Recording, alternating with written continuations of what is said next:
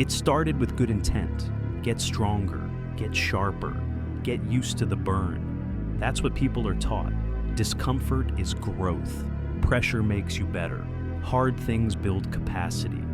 And for a while, that felt true. The hard things had a point. The struggle led somewhere. The pain was proof that progress was happening. But time passes, the conditions change, and the pain doesn't leave. The discomfort stays, even when there's no new challenge, even when there's nothing meaningful being built, even when the outcomes stop improving. And no one notices because by then, discomfort isn't just part of the process. It's the whole identity.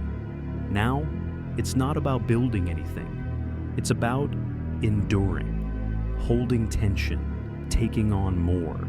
Because now, if it doesn't hurt, it doesn't count. If it's not hard, it's not real. And what was once discipline becomes numbness, a muted kind of existence where every moment is filtered through, how much can I take before it cracks? There's no room to ask whether any of it's working, no space to ask what it's building. The answer is always the same. Keep pushing, keep grinding, keep tolerating. And so, people do. They sit in discomfort long past the point of learning. They endure situations that should have been walked away from. They call it strength. But it's not strength, it's detachment. A soft kind of survival that doesn't scream but whispers. You don't get to ask for better. You just get to handle what's here. And it sounds noble, it looks impressive, but deep down, it costs. Because when discomfort becomes normal, everything that feels okay starts to feel suspicious. Stillness feels lazy. Joy feels unearned. Rest feels like failure. Even comfort, actual comfort, starts to trigger guilt because the body no longer trusts it. It's waiting for the pain to return. And if it doesn't, it creates some. Mentally, emotionally, behaviorally, small sabotage, unnecessary tension, unreachable standards. Anything to maintain the tension that's been rebranded as focus. Because if you've built your identity on holding pain, you don't know who you are without it. And now, discomfort isn't a means. It's the default, the baseline, the invisible measure of value. If I'm hurting, I'm doing the work. If I'm tired, I'm disciplined. If I'm overwhelmed, I'm doing something worthwhile. This is the slow shift. Discomfort moves from a signal to a filter. Every decision runs through it. Every schedule reflects it. Every goal becomes a test of endurance instead of a pursuit of meaning. And no one stops it because it doesn't break things.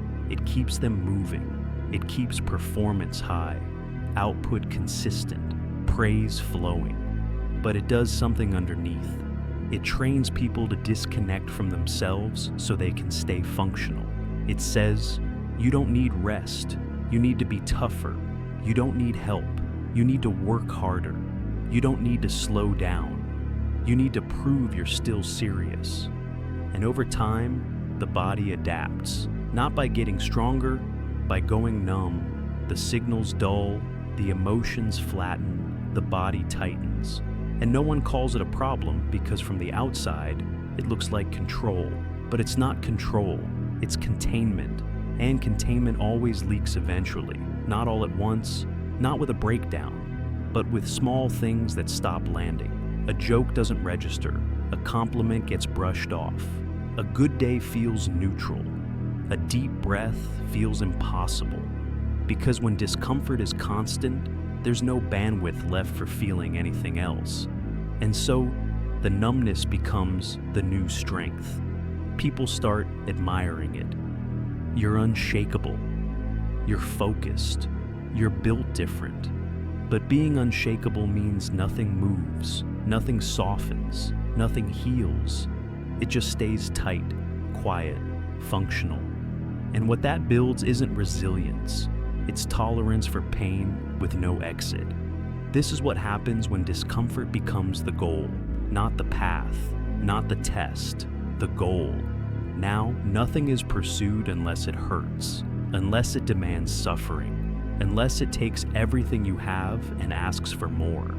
And when it doesn't hurt, it's questioned, because pain has become the proof, not of growth, but of effort, of care, of commitment.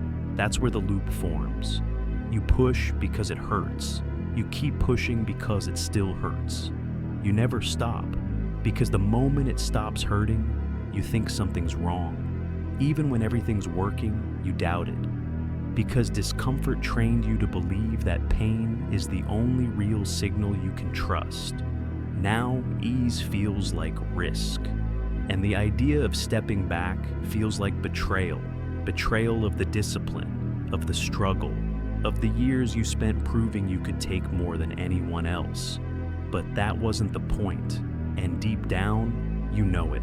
This isn't strength anymore, it's a loop, and the longer it runs, the less you remember why you started in the first place. You just remember how to survive the weight of it, without letting anyone see how far away from yourself you've drifted. Once numbness becomes normal, everything else gets filtered through it. Not just the hard days, not just the pressure. Even the good things start to feel distant. Laughter feels like something you watch, not something you feel. Peace feels like a story someone else lives. Rest starts to feel like cheating. Even joy gets second-guessed. Did I earn this? Is this productive? Will this set me back? Because when your body's been trained to expect pressure, safety doesn't register as relief. It registers as unfamiliar, and unfamiliar is hard to trust. So the mind looks for the discomfort it knows. It creates friction. It sharpens tasks. It picks fights. It invents pressure where there is none, just to stay in the state it understands. And when people try to offer calm, you pull back. Not out of rejection, out of reflex. Because calm feels like a place you don't know how to live in anymore. So you keep moving, keep pushing, keep performing the version of you that doesn't need a break. And the world rewards that version. It celebrates your discipline, your drive, your consistency. People admire the output, but they never ask about the cost. They don't see how much of you has been shelled to keep producing. They don't notice the quiet trade-offs, less presence, less connection, less access to what used to matter before everything was filtered through how much it hurts. They don't know you haven't felt good in a long time. You've just felt capable. And capability isn't the same as aliveness. It's just movement. It's the ability to do without needing to feel. That's what numbness trains. And once it sets in, you start building your life around it. You build relationships around endurance. You build work around being busy. You build identity around pain thresholds. And when something doesn't hurt, you doubt its value. If it's easy, it must be shallow. If it comes naturally, it must not be useful. If it doesn't break you, it must not be worth doing. So, you choose what strains you, again and again, and you call it growth. But it's not growth, it's stagnation dressed in effort. Because effort without integration just leaves you tired. You don't become more whole, you just become more hollow. Able to take more, feel less, and keep showing up in ways that look strong but don't actually build anything. And the longer that lasts, the more unlearning it takes just to remember what okay used to feel like. Because numbness isn't silent, it's misleading. It tells you that nothing's wrong because nothing hurts bad enough to stop. But the real signal isn't pain, it's distance. Distance from softness, from feeling, from responding in real time instead of from habit. And when that distance becomes your default, you don't notice what's been lost, only that everything feels a little less close than it used to. Until one day, something happens. A pause, a conversation, a small moment of stillness. And you realize you haven't been here in a long time. You've been operating, managing, performing, controlling, but not living. And that moment, quiet, unsettling, starts something. It doesn't fix anything. It just introduces the question, what if this isn't strength? What if this is just what I learned to survive, what I couldn't walk away from? Coming back from numbness isn't dramatic. There's no big decision, no declaration, no moment where it all turns. It starts in ways that are almost unnoticeable. You pause in a conversation and don't rush to sound composed. You say, "I don't know," without dressing it up with confidence.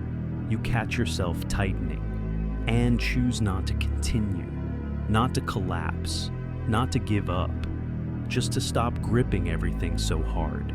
That's the real shift, not from strength to fragility, but from holding everything to letting some of it land, letting it affect you, letting yourself feel it, letting yourself admit that the pain didn't teach what it promised, because it didn't build peace, it built armor. And now you don't want armor, you want presence. But presence is expensive when you've spent years outsourcing your value to how well you could carry discomfort. So when it comes back, you expect it to hurt, but it doesn't hurt. It just feels foreign, like a language you forgot you knew. And it starts with questions that don't have answers. What do I actually want? What am I doing because I believe in it, not because I'm used to surviving it? What would change if I wasn't performing strength all the time? These questions don't demand action, they create space. And in that space, you begin to notice what no longer fits, not because it's bad, but because it was built for someone who needed to be numb to keep going. Now you're someone else. You don't need everything to be hard to believe it's worth doing. You don't need to constantly stretch yourself to feel like you're progressing. You don't need to push past every emotion to prove you're resilient. Because growth doesn't always feel like effort. Sometimes it feels like ease that you no longer reject. And this is the hardest part to trust. That ease doesn't mean weakness. That rest can exist without guilt. That stillness can be productive. That the absence of pain doesn't mean something's missing. It means something's healing. But the body takes time to learn that. And the people around you might still expect the version of you that took everything without flinching. So now the work becomes more subtle. You protect your peace even when no one else is asking for it. You step back even when the task would only take a second. You say no even when it would be easy to say yes. And you do it not because you're tired, but because you're done confusing exhaustion with commitment. You're done needing discomfort to feel like you're moving forward. Now growth looks different. It looks like staying soft in situations that used to demand your hardness. It looks like curiosity in places where you used to only perform competence. It looks like saying, "I can do it," and choosing not to, because you finally realize that you don't have to prove it anymore. And in that, something opens. You laugh quicker. You feel more. You rest and it works. You start choosing the path that fits your actual capacity, not the one that will earn the most respect, because you no longer need to be admired for how much pain you can hold. You'd rather be known for what you've built since you stopped needing pain at all. That's the turning point. Not when discomfort ends, but when it's no longer the only thing that makes your progress feel real. Now you're building something else. A life that doesn't demand numbness as the price of staying upright. And it starts slow, but it stays.